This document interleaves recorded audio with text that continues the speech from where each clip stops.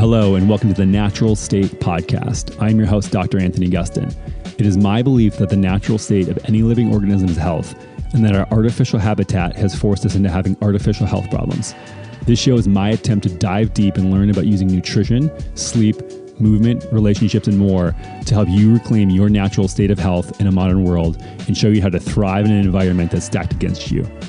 If you enjoyed today's show, you can find out more details and information at dranthonygustin.com. This week on the podcast, I welcome Diana Rodgers.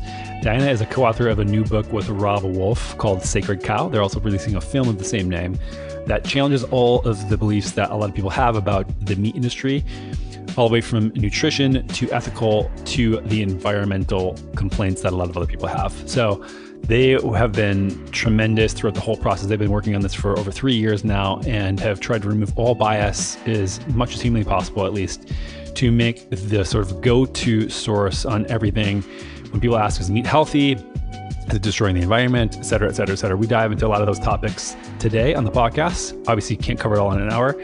So go pick up this book. I already got a copy, read it. It's incredible. And the book is released on July 14th. If you pre-order it, which Diana says at the end of the podcast, you can get a copy of the film in a private screening completely free. So sort of like a buy one, get one thing, an amazing offer. These folks are super generous with both their time and everything with what they're doing with this book. So tune in and I hope you enjoy. This show is brought to you by Alitura Naturals.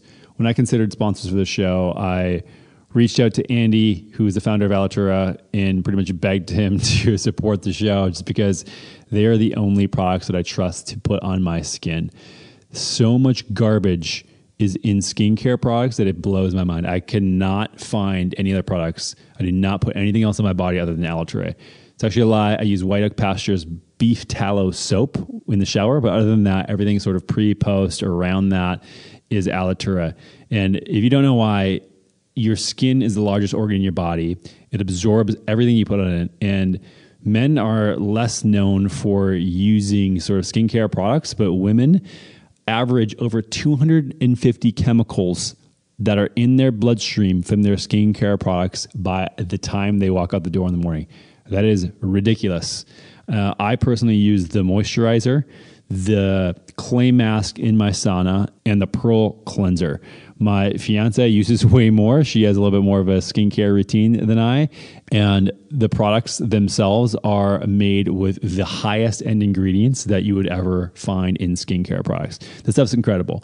Andy himself is a testament how these products work. He's been on the podcast before to tell his story, but it was amazing. He was in a horrific accident. His face got all mangled up, and he basically made this formula to heal his scars, and he is now a male model. That is not a joke. He has incredible skin and is obsessed with the quality of his ingredients and the sourcing of them. He was just in Hawaii recently sourcing one ingredient of the many that are in one of his products. This guy goes, visits every single farm and product, and it is incredible. The quality you get here is by far the best in the industry.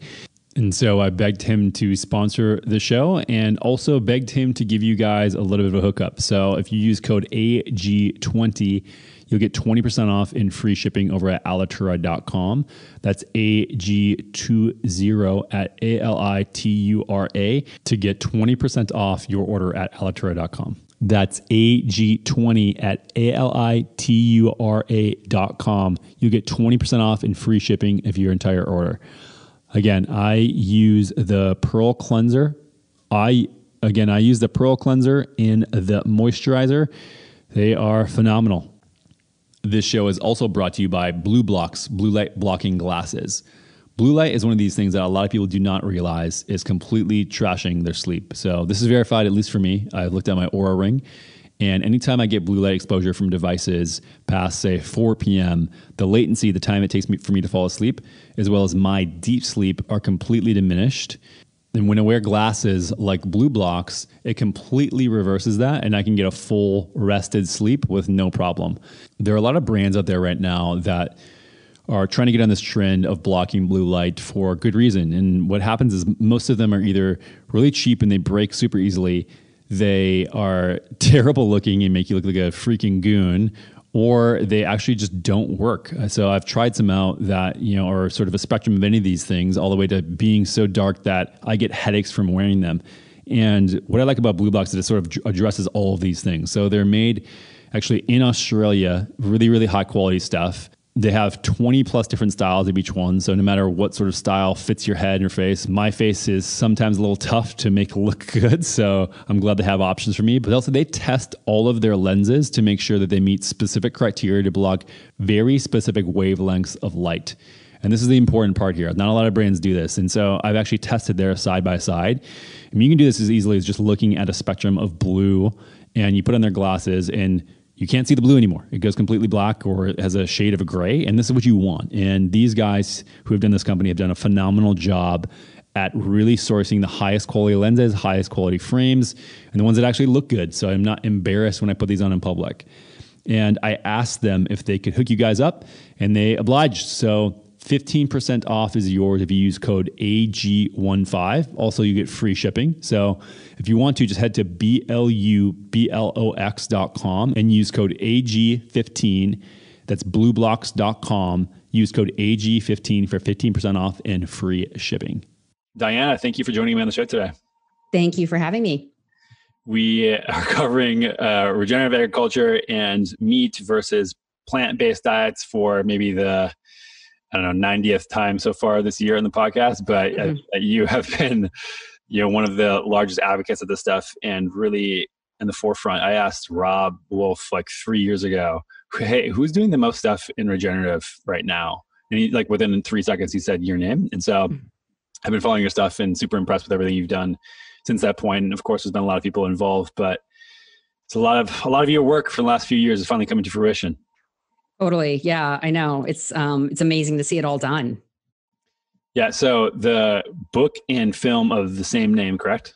Yes. Yep. Sacred Cow, The Case for Better Meat is the book. And then the film, the subtitle is The Nutritional, Environmental, and Ethical Case for Better Meat.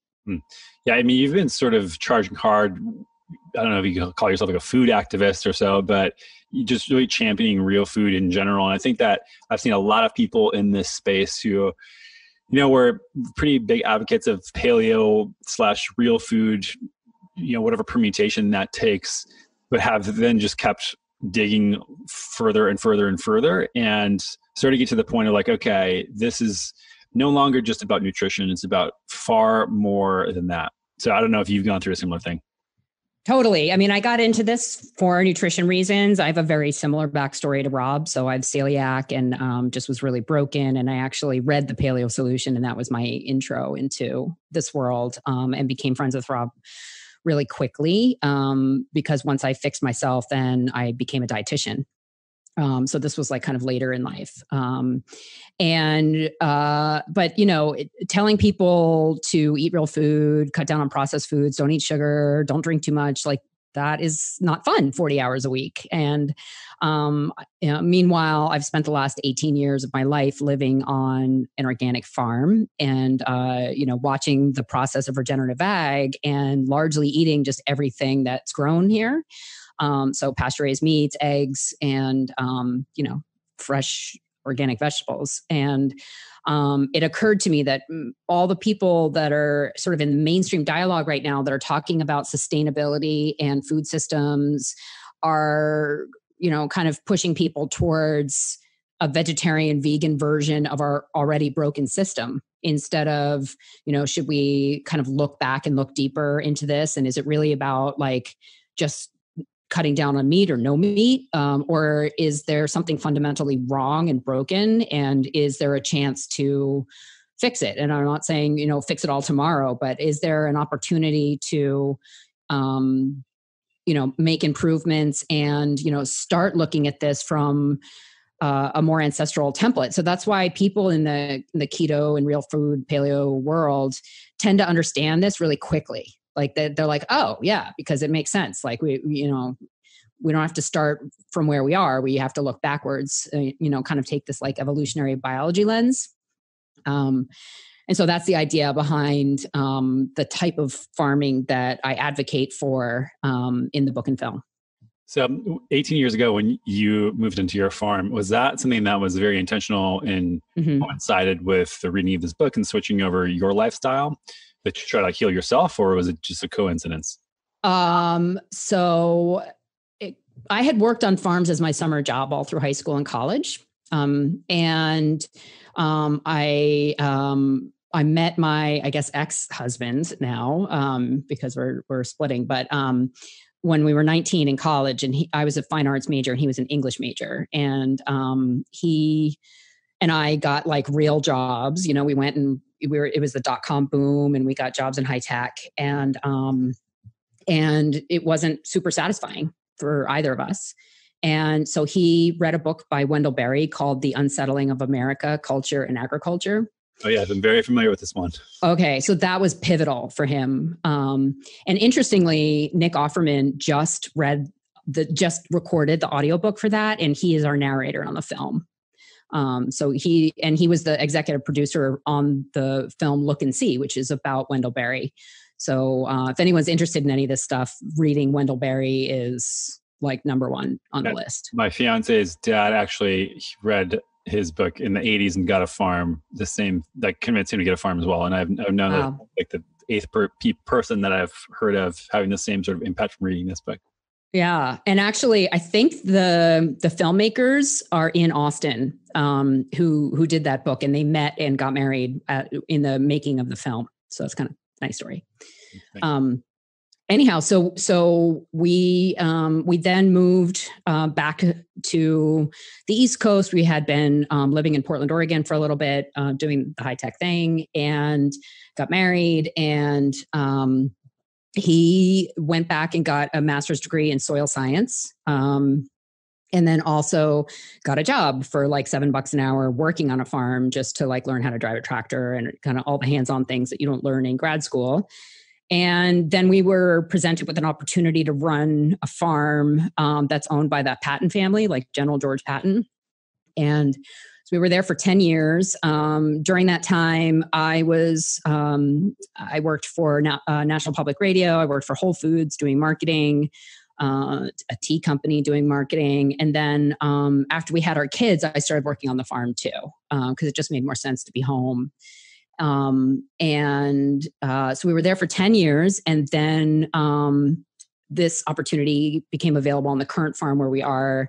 And so we've been here 8 years, and we have 2 teenagers. They both work on the farm. It's a very big part. It has been a very big part of our life. Yeah, I mean, it's kind of weird to be talking about it now because I'm right in the middle of leaving, but it's been an amazing experience. And what I can tell you is that there is no way to grow food without death.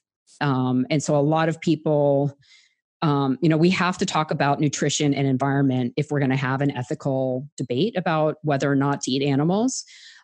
We have to respect the nutritional quality of animal products and what they bring to the table, especially for people that don't have the privilege to push that away or go to a CVS to get their supplements. There's a lot of people in the world who just don't have that privilege and actually need animal products, to thrive. But that also is the case here in America too. There's a lot of, push for less meat or no meat in schools. But I think that's really largely ignoring the public health issues that we have with underprivileged kids, who this may be the only meal or the healthiest meal they get every day. And there's actually no evidence at all to, prove that pulling meat out of someone's diet is actually going to improve things, for children. And so, there's ethics related to the nutrition, and there's also ethics related to the environment because, again, people want to, they don't want to kill beautiful animals. They want to think that no death happened for their plate. But the thing is, there's no way that can happen. And so in the film and book, we kind of bring that out and talk about how really our best choice is to take responsibility for these deaths, to make sure they happen in the most humane way possible, and that these deaths were actually part of a system that increased life, that increased biodiversity, instead of, eating part of a system that actually destroys topsoil and leads to ecosystem destruction. Yeah, and I think that people are just sort of divorced from the idea. I mean, this is like the whole concept of unsettling of America is that we've gone from a nurturing cyclical cycle where all death goes into more life, and then it just, we sort of transfer our life, not necessarily end in a linear fashion. Mm-hmm. Started moving away from where we worked and where we lived and where we ate and all this stuff, that we've gone now into a linear fashion. I think that maybe people just don't understand that death is a transfer of energy. It's not the end of a line. I know. I've talked with Chris Kresser in depth about this, and also Joel Salatin. We as a culture are very afraid of death. I mean, even in the health space, right? With everyone like optimizing their longevity and reducing meat so that they might live a few more years, but yet they're going to like lose muscle. So it's like, it's not about quality. It's just about longevity. Like let's make it to, as long as we possibly can. Without understanding that actually this is just a big cycle and a big transfer of molecules, basically. And there is no hierarchy. It's just a web, with everything kind of codependent on everything else. Right. And I think that when you start respecting that transfer of life, instead of thinking it's just, your precious life that will end at some point, I mean, it just sort of clears up a lot of things that people have a problem with. And one thing I want to get your opinion on is just, how did we get here? How did we get to this point where animal products are now sort of lumped in with divisiveness of this country? Or, I mean, we've seen it in the last couple of months. You're either a supporter, everybody must lock down indefinitely, or you want everybody to die. You're either a racist, or you want police defunded everywhere and no police force. And it's now the same thing where you either want to eat meat because you're selfish, or you love the environment and you don't want anything to die. I know. And you're like totally hitting it on a very deep level that most people just haven't gotten to yet. So thank you for thinking about this, the way you are. So, red meat is our most polarizing food. It is the most powerful food symbol in our culture. And there's a really great, if you're into this stuff, check out my podcast that I did with Frederic Lavoie. He's a professor at the University of Brussels, and he's written sort of all these papers on sort of our relationship to meat over time. So meat has gone from a necessity to something that he calls a pharmacon, something that can both be life-giving and the biggest poison in the world at the same time. And it is, I mean, especially in our culture right now where you're either urban or rural, you're blue or red, you're progressive or like a racist, right? Like there's no in between at all. And Rob and I are both, see a lot of nuance, and we don't take one side when it comes to meat. So we respect the people that don't want to eat meat. But when they try to set policy and try to tell other people that they can't eat meat, that's when we have an issue.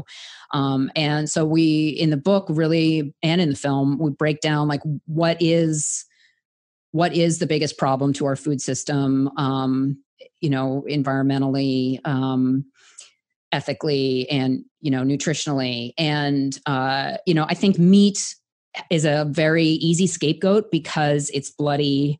It represents wealth, masculinity, and death, much more so than a chicken breast, right? Which is sort of like the tofu version of meat. A lot of people don't like to eat meat on a bone because it reminds them of an animal. A cow looks more like a dog than a chicken does. And most people only relate to animals as pets. They don't understand their role in nature. A lot of people think that, death in nature is just this peaceful thing that, the animals just kind of close their eyes and float away.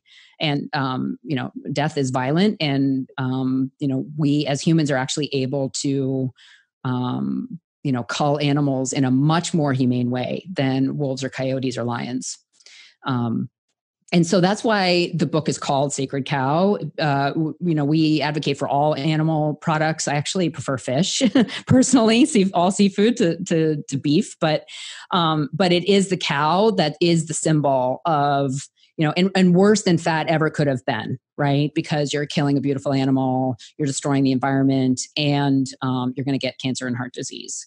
A sacred cow means something that is unquestioned, unreasonably unquestioned, and just assumed to be true.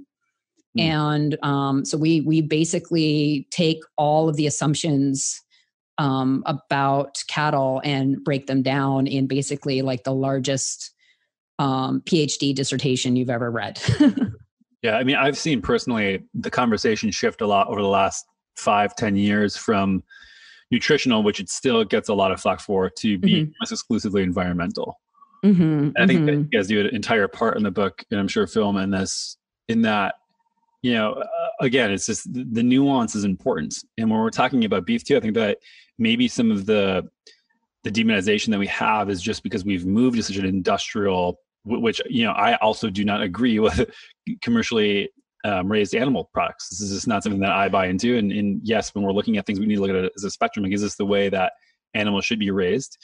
Not all animals are the same way.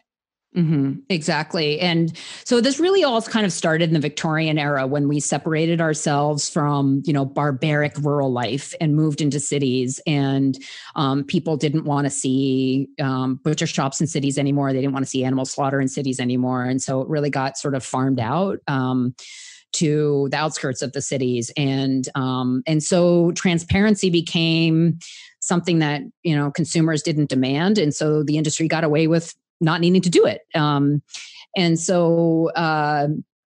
People just don't experience death. We even farm out our own human deaths, right? Like, we send grandma to a nursing home. We don't want to see it happen in our home. We don't want to deal with it.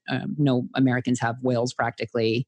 I think it's like only 30% of Americans have wills. Yes, I had no idea that. Yeah. It's I don't want to think about this thing. It's not going to happen. To be exempt. Right. Exempt, or at least, just sticking your head in the sand and, going blah, blah, blah, blah, blah, it's not happening. But you were right about the nutrition case. So when I started the film and even when I had the book, we wanted to cover nutrition, environment, and ethics in the film. And you only have like an hour and 20 minutes. And information-packed films are really rough to watch. And so how can we make this entertaining? How can we have people that you care about? And how can we cover all of this in one film? It's really, really hard. At one point, it was going to be a docuseries. But in order to make this as high quality as possible and also as big impact as possible, right? Like I wanted to make something that would be a counterpoint to spark some conversation at schools where they're showing some of these vegan films. So we just felt like a docuseries would be maybe too much. And that we wanted to make something that would just give people the big picture of why meat has been unfairly blamed for our health problems and what the real problem is. And why some of the claims against cattle are unfair, and how cattle can actually be a huge benefit to ecosystem function. And then we do dive into the ethics a little bit. We have Leah Keith in the film, who wrote a book called The Vegetarian Myth, and she has some really great personal stories. And it's really moving what she says. And so we feel like, although we do dive into nutrition and ethics, it is largely an environmental film because that's where the arguments are at the moment. And, after my 17th book rejection, I ended up approaching a publisher named Bembella. They are the publishers of the China Study. They're a vegan publisher. Interesting. And they had given Rob an interesting offer for Wired to Eat that he had turned down, but he was like, why don't you just talk to them? Because it was just a unique offer, and he thought maybe they'd be interested. And Glenn was very interested, but he said, it's easy to win the nutritional case. You're never going to win an ethical argument with an ethical vegan. And I agreed, we're not trying to sway ethical vegans here, but we do want to break down the ethics argument. And he said, it's really about the environment. And if you can convince me, I will publish your book. And the biggest takeaway he had was the land use argument. So, there's a lot of people that say, well, we just took cattle off the land and we could grow this many more pounds of potatoes or carrots or whatever. And that's just not really true because most cattle are actually grazed on land that you can't crop. So most of our agricultural land in the world, about 60% or a little bit more, is only suitable for grazing because it's either too rocky or too hilly, or the soil's too poor, or there's just not enough rain, basically, is too brittle. But grazing animals can do really well. And so it doesn't necessarily have to be beef cattle. It could be camels in a more arid area. It could be goats. But the idea is that that grazing animals actually, when they're managed well, can have a very net positive benefit on ecosystem function, on carbon sequestration, on the water holding capacity of the soil, and provide nutrient dense food through upcycling things we can't eat into fat and protein that our bodies thrive on. Yeah, and I think there's so many things to break down regarding these three different sections of nutrition versus ethics versus environmental. And I think that the environmental one seems to be the easiest one to position here. And it sounds like you did a really good job persuading the publisher to just look at the facts and the science. But it's just sort of, it concerns me that we're just living in an age where no one cares about facts anymore. Mm-hmm. And, even though a lot of this stuff's out here, you still get people saying lab grown meat is better because it's less than commercially grown meat. But then the data is clear. I mean, the life cycle assessment study done at White Oak, for example, mm-hmm. one very clear example, yet people just seem to completely ignore things like that when it comes out. So I guess, like, in your opinion, your book, your film is going to do a lot, but what are some of the other things that we can do to, I don't know if it's more examples or more coverage, or, what do you think the path forward is to help people understand this difference? Well, the first thing Rob and I did when we were writing the book is really try to check our own bias and make sure that we were as scientific as possible. So we explain right in the beginning of the book, who we are, what our bias is. But then, for example, in the nutrition section, we looked at all the papers we could find on grass-fed versus typical beef. And, is there a significant health benefit to eating grass-fed beef to humans? And it was hard for us to find, really solid evidence to, put your stake in the ground. Yes, that, it is healthier by far to eat grass-fed beef. And that's just because grain-fed or something like that. Grain-finished beef, a lot of people think that feedlot beef is raised on a feedlot and eats corn its whole life, but that's not actually true. Most of their life is actually spent on pasture. They're just finished on feedlots. And even when they are finished on feedlots, their diet is not 100% grain. They're eating a lot of crop residue, like the ground up corn stalks from the ethanol industry, things like that. Leftovers from the ethanol industry, the alcohol industry, brewer's yeast, things like that. And so even with, worldwide, when you look at livestock consumption, only 13% of livestock feed is grain. The rest is food we can't digest. And that's all livestock. And chickens and pigs eat 100% grain in our industrial food system. Cattle don't.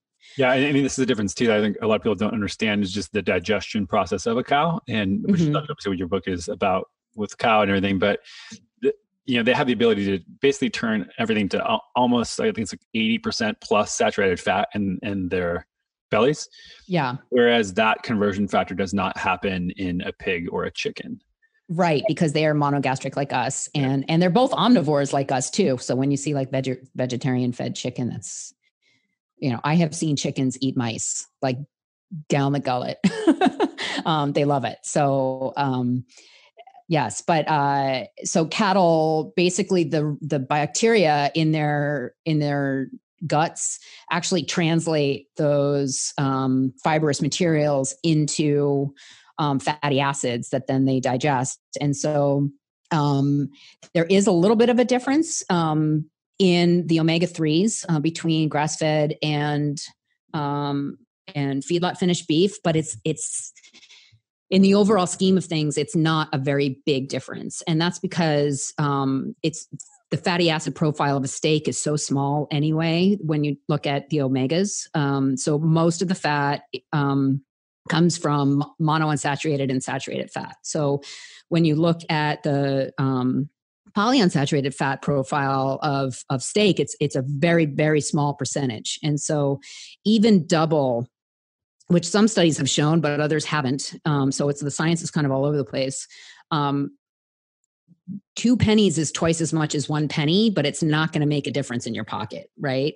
And so a person who maybe, let's say they eat steak 3 times a week, switching to grass-fed beef is not going to make any difference in their overall, omega status. The best way to cut down on your omega-6s and increase your omega-3s would be to include a little more fatty fish and eat a lot less processed food and things that have omega-6 fatty acids in them, vegetable oils and things like that. So anyway, so I know you want to talk mostly about environment, but what I'm trying to say is that Rob and I really truly did look at everything with as critical a lens as possible, which doesn't win you a lot of friends, right? Because it's a very unpopular stance that we're taking. We're saying that, you buy the best meat you can afford. There's very good reasons to buy grass-fed, regenerative raised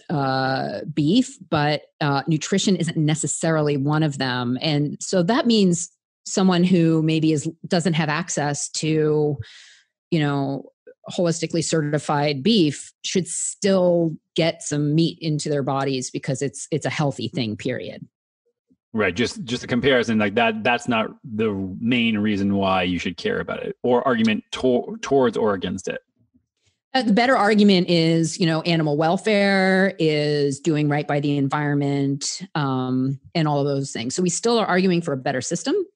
But we just, in my opinion, feedlot finished beef is not only about 30% more nutrient dense than industrially raised chicken, but it's way more humane to the animal and it's better for the environment. Yeah, I mean, I think that everything lives on a continuous spectrum, and a lot of people don't like to look at this. And I mean, even this consumption and switch from animal products, and this is another thing just against like saturated fat in general, and a lot of these epidemiological studies is just, we have been eating far less beef, and we have been eating far more chicken, and just meat in general has gone down, yet our chronic disease rates are still skyrocketing. So if we want to cherry pick epidemiological data, like we can just look at that and say, oh, okay, well, this is not associated, done. And that's something that don't pay attention to either. Like, I think that Nita Teicholz does a lot of good work here and just saying that like we're following the recommendations to a large degree and it's not working. Exactly. And I, to stay with the nutrition case, as a dietitian, this is kind of my wheelhouse, and appetite regulation, all that kind of stuff. But our protein recommendations are, in my opinion, are way too low. Most people are not eating enough protein and, have satiety problems because of that. Our modern food environment is ultra palatable, hyper processed, and extremely unhealthy. Nutrient poor food. And so that's a big part of it. I actually also, for the film, interviewed Walter Willett twice. So Walter Willett is the Mr. Dietary Guidelines, basically, Mr. Eat Lancet. Like he's at Harvard School of Public Health, and he basically just regurgitates papers over and over and over and over again, finding new links between two things from the same poor data. So these studies that he's done, these large population studies that, look at one group that got cancer and the other group that didn't. Oh, it was the carrots. I mean, there's so many things you can you can ascribe it to. Oh, it was these people because they lived in white houses. I mean, you could really spin it any way you want. And we have a really funny example in the book of a direct relationship between, it was the films Nicolas Cage is in versus the divorce rate in Maine. And it's like a perfect correlation. But does that mean that, Nicolas Cage caused the divorces? Does a sunny day at the beach cause a shark attack, or is there something else going on? So we kind of break all that down. And it's really interesting that our publisher is the publisher of the China study, because that's what that book is based on. Is just looking at these very poor observational studies and assuming direct cause. Yeah, I mean, I think that you guys have, and there's just so many people who have done really, really good work here. And, like Chris Kresser going on Rogan to chat about, and debate this stuff. It's tough when you don't get everybody to agree upon the same way how we're looking at data. Obviously makes it really challenging, but yeah, I mean, there's only so many ways you just point to it and say, like, look, this is not the way to do it. If you want to continue to argue with it, that's fine. Sure, as a nutritionist, it just becomes very frustrating over a long period of time. Yeah, but the same thing is actually true with the environmental data too that vilifies cattle. So one really good example is the water use. So you may have heard that it takes 10 bathtubs full of water to make a 1/4 pound hamburger. And that is a poster that is hung in schools that have the Meatless Monday program. And this is what they're claiming. But what you don't see is the methodology of the study. So what the water footprint studies are looking at is combining different types of water. So there's green water, which is rainwater and moisture held in plants. And then there's blue water, which is irrigation and lakes and streams and aquifers, things that, would be considered, more like wasteful, right? If you were using it to grow something. And then gray water is wastewater. Even in typical beef, 94% of the water footprint is green water. Moisture that is there already, rain that will fall on pasture whether or not that animal eats it. So to compare, and then grass-fed beef is 97% green water, 3% blue water.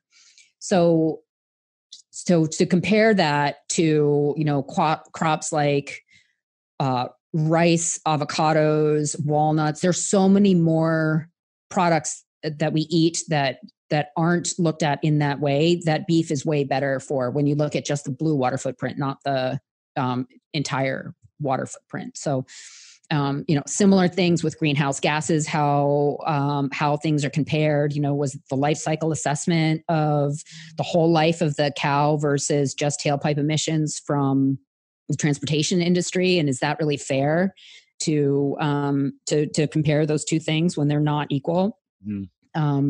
So anyway, we break all of that stuff down in the book. In the film, again, it's more like big picture, just kind of helping people to understand that, animals that are moved frequently, that are sort of mimicking nature and working with nature is a much better type of a system than our current industrial monocrop system. Yeah. I mean, what did you guys find when you looked at the sort of the scalability of a regenerative or like more of a cyclical system of agriculture? Yeah. So in the book, we did go through the numbers. And in the film, we did visit with a rancher in Chihuahua, Mexico, who's part of a collective that are regenerating over 1 million acres of desert back into grasslands, which is what it was before. But everyone thinks of this area of the world as just barren desert because that's what it looks like today. But that's only because of undergrazing or overgrazing and just poor landscape management. Hunting out all large creatures, essentially, 300 years ago, over that span, all of those creatures go off. They stop pooping everywhere, stop peeing everywhere, stop eating things, compressing it. The cycle is disrupted, and then land becomes arid. You should have helped with the book. You totally get this more than any other podcast that I've been on so far. It's just important to reiterate these things because I think people don't, they maybe they're tuning in here or there, this disruption of the normal cycle of how things should be is a really problematic thing. And even when I talk about hunting, which I'm a huge advocate for, think from the outside, people criticize it from being ethically, immoral for going out and killing animals. Well, we've removed all of the normal predators that keep that system in check. Mm-hmm. So we go out, kill all the coyotes, and we remove bears and all these other animals. And then now deer explode in population and are just destroying the ecosystems places. Yeah. And I mentioned that to people around where I live. So, in the suburbs of Boston, we have such a horrible problem with deer. I almost hit one the other night when I was driving home. They're causing car accidents. They're destroying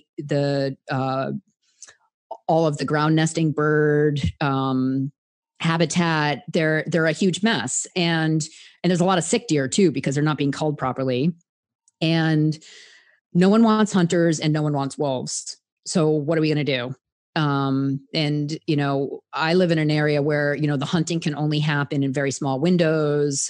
People are very scared to have hunters around. They don't want to see. I mean, we had this big thing in our local newspaper about, a mom who was, her whole week was ruined because she dropped her kids off at school one day and she had to drive behind someone that had a dead deer on the back of their car. And it ruined her life. And the bugs on her windshield were fine.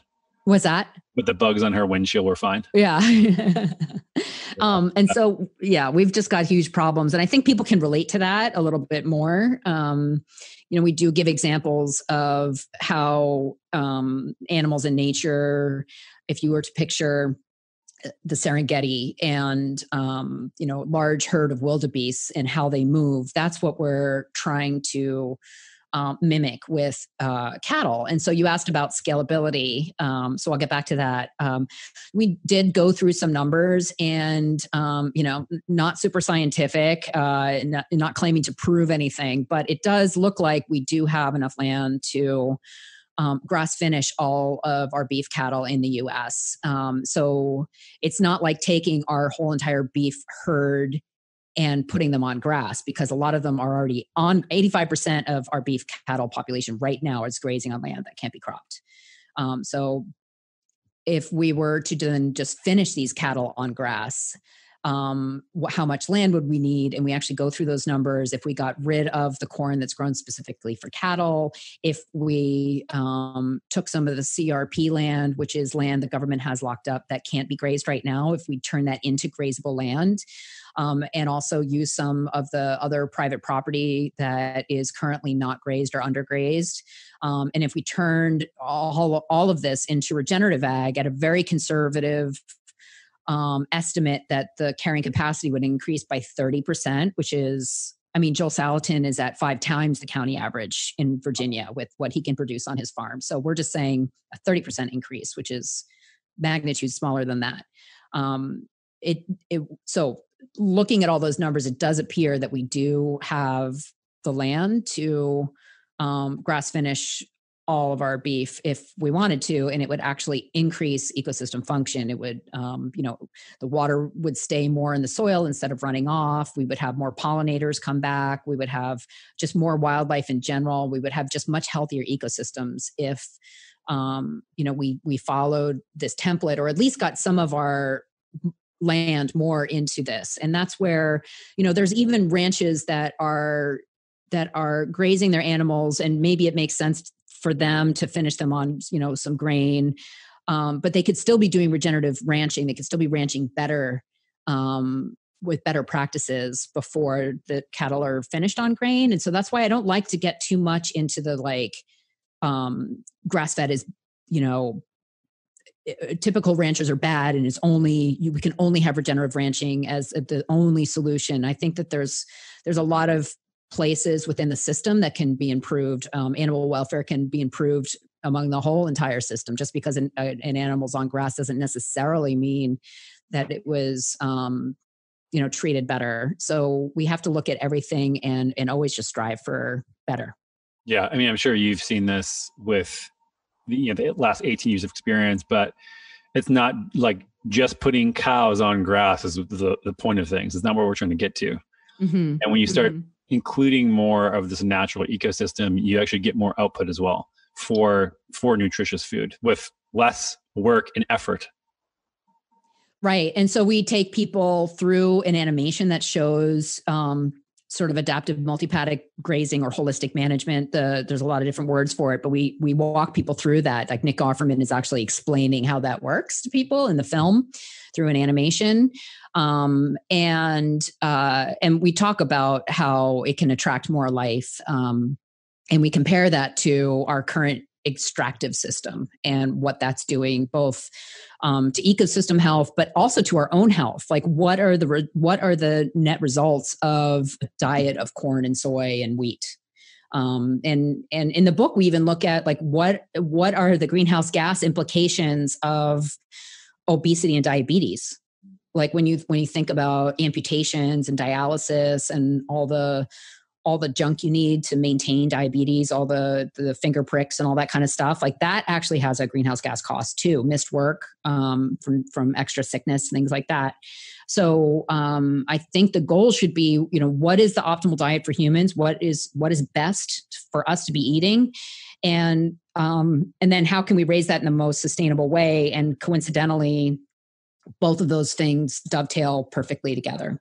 Yeah, I mean, even if, and I don't like to push any sort of agenda on anybody. And if you want to eat carnivore, great. If you like to eat 100% plant-based, that's also great. But we can't really have one without the other. Whereas, when you're looking at destruction of soil and not having animals in this way, like you said, taking these massive areas of 1 million acres and transitioning it back into grassland, in areas where we start building soil, which again, soil has the nutrition and it is the critical part of this life cycle, then you can't have plants either. And you guys make a really good point about hydroponic stuff as well as like you can't just take a cyclical thing and make it linear and then start from scratch and pretend like we're gonna get all the nutrition we need and just make nutrients out of thin air, which I think a lot of people have hoped for with fake meat and not fake plants, but plants grown. You're gonna love the film. We actually have Joel Salatin saying, these people, they have these vats and they just say, well, I just have this vat and out comes the Impossible Burger, and he's like throwing his hands up in the air. So we have a nice little bit about that and what goes into that and how it just really doesn't make any sense. And Rob Wolf is calling it biological goo. And so we actually, we use Impossible Foods promotional footage to actually illustrate their process. Wow. And transform it from, something that should be lauded into something that should be, critically looked at in a very different way. Yeah. I mean, this was stuff that frightens me where I think it was just last week or before that Pat Brown, the CEO, said that their goal is within 15 years to have the meat industry obsolete. Obviously, it's just a PR stunt to say that, but even if that motivates other people, this is starting to get sort of concerning to me that we're going to have this cultural war that, I think they're already fighting battles upon, and without just looking at facts. Yeah. And it really is a cultural war. And, you might really like James Rebanks. He's a farmer that we visited for the film in England, who's a sheep farmer. And he talks about how when he was growing up, they had teachers in these rural schools from outside of the community that were trying to convince these kids that their way of life was wrong and that, the goal should be to wear a suit and work at a bank or, some other kind of corporate type job and to get off the farm. And that didn't fly very well with the local population. And Joel Salatin talks about this a lot too. And, I think we need to have a lot more respect for people who live in the country. Farmers are not stupid and, ignorant and, racist and all these things that I think a lot of the urban elite assume about sort of the middle of the country. Right. And there's a lot of, we need to, stop this culture war. Basically, it is a culture war, and try to all get on the same page about how we need to just have a better system, period. And how can we do that instead of just, assuming that more tech and more intellectual property patents on things is going to be the solution. Yeah. I mean, did you guys dip into distribution at all? I mean, this is one of the things that whenever I'm flying into a city in an airport, I look down, I go, like I'm all about eating local and keeping things as close as possible, but how the hell are we going to scale this? Yes, maybe from a supply perspective, but how are we ever going to get it to be something that makes sense from a distribution standpoint? Mm-hmm. So in the film, we don't really get too much into that because again, it's sort of like just big picture. You know, I made the film really for like high school and college age kids to try to just challenge their brains to think differently about things. In the book, we talk about it a little bit more, and Rob and I are huge advocates of decentralizing our food system, but making it more regional and making it make sense. So involving corporate America in this, Walmart, you know, we can learn from them. We can learn from Amazon. There are geniuses out there who have figured out the distribution situation. Joel Salatin is learning from them. You know, there's a reason why mail, you know, when you put a letter in the mail, it isn't just like, you know, someone like Fred Flintstone just running it over to the neighbor's house. It actually goes to a central distribution point first, and then it gets distributed from there. And I think that the future of our food system is going to look a lot more like some kind of, you know, hub and spoke model that that people, you know, maybe even from their home gardens or smaller farms can all deliver to a central hub. And then from that central, you know, hub in the region can then redistribute the food in that way. Right. Makes a lot of sense. So as far as yours, you prefer though seafood? Personally, yeah, I could eat fish every single day. I love it. But I eat a ton of beef. I eat a lot of lamb because we raise it here, and I think it tastes amazing. We do have a lot of hunter friends that trade us, and so we get a lot of venison. And then the folks at, you know, Force of Nature sent me this bison tenderloin. Oh, yeah. I've never seen something so big in my life. It was like 4 pounds long. Yeah, bison tenderloin. Fred Flintstone looked like his giant club. Yeah, I mean, our diet is, you know, largely meat and vegetables, and eggs, from what we produce here on the farm, or, you know, I get from companies that send me stuff, which I really appreciate. So as far as just your nutritionist hat, if you were to put that on, I would love just to pick your brain about what you think regarding the carnivore diet and its recent emergence. So we do have a nutrition section of the book. Like, I remember when I was reading The Vegetarian Myth. Have you read that book? Mm-hmm. What's that? No. Oh, you haven't? Well, anyway, I remember I was reading that book. I was reading Defending Beef, and I kept wanting to flip to the back. Like, what the hell should I eat? Let's just tell me what to eat, you know, and then I'll go back and read the rest of this. But I'm just curious what they say. And so we do have a section in the back of the book where we talk about a nutrivore diet, where we kind of take emotion out of it, track everything in chronometer, look at your protein intake, look at your micronutrient status, and then just try to optimize it as much as you can. And it just seems to be, in my opinion, the smartest way to go is to diversify as much as you can and enjoy your food without making it hyper palatable and, you know, stimulate overeating. And so we have this nice meal matrix in there where we have, you know, pick a protein, pick a fat, pick a herb and spice, pick a vegetable, and just throw it in a pan, basically. And you can have these endless combinations. As far as a carnivore diet goes, it does appear to be a great tool for some people. Clearly, you know, removing, you know, as a dietitian who, you know, has personally experienced some major gut problems from celiac disease, and working largely with people who are, you know, compromised in their gut health. I can see a good case for pulling out plants temporarily and focusing more on animal foods just because they're so unchallenging to our digestive system. I do recommend, though, that people, you know, not get sort of religiously zealous about diet. And I see some people in the carnivore movement doing that. I think that, you know, it's always a good thing to enjoy your life and eat as many foods that don't mess you up as possible. And so, you know, but optimizing protein and you know, really focus on protein, especially for a lot of keto people too. I think, you know, sometimes they'll tend to add more fat if they're hungry. And when actually sometimes the best ticket for them would be to add more protein. And so I just think, everyone's slightly different as far as what's going to keep them satiated, what's going to help them with their weight maintenance, and what their guts can handle. And so, but clearly it should be looked at as a really important tool. But some of the proponents of it out there, I think, are taking it a little too extreme.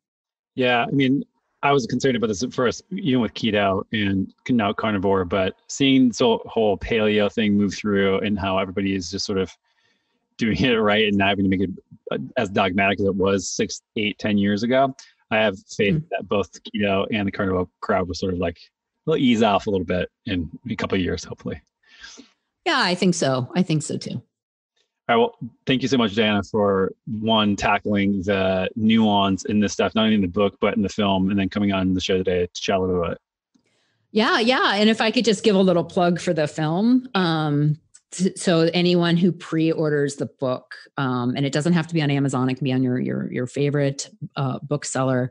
If they submit a receipt to us at sacredcow.info/book, we will actually send them a link to the film when it's done. So the film we're going to release just for a limited time, only to people who have purchased the book and sent us a receipt. And we also have about $200 worth of bonuses also just to throw in there as well. And so the film will be available to the public down the road in the fall. But right now, since it's going to be done, I think end of July, early August, we just thought, why not just give someone a perk for buying the book in advance? Yeah, I mean, it's been amazing. I think we've had a lot of people on the other side of the fence doing a lot of this sort of propaganda to profit from it. And I think you're doing the exact opposite. So really appreciate the courageousness that takes. Thank you so much. Thanks for having me on, and thanks for having such great questions. Got it. Chat soon. Thanks for listening to this episode of the Natural State Podcast. I hope you enjoyed it. And if you did, I'd really appreciate you heading over to whatever service you're listening to this podcast on, dropping me a 5-star review and your thoughts on the show. This helps us get discovered by more people and spreading the good gospel of health. And if you want to stay plugged into all of my self-health experiments, recent research in books that I'm reading and my interpretations of those things, products that I'm testing, and thoughts on all things related to health, check out my free weekly newsletter called The Feed. You can sign up for that at dranthonygustin.com/thefeed. That's dranthonygustin.com/thefeed. Thanks again for tuning in and your support of the Natural State Podcast.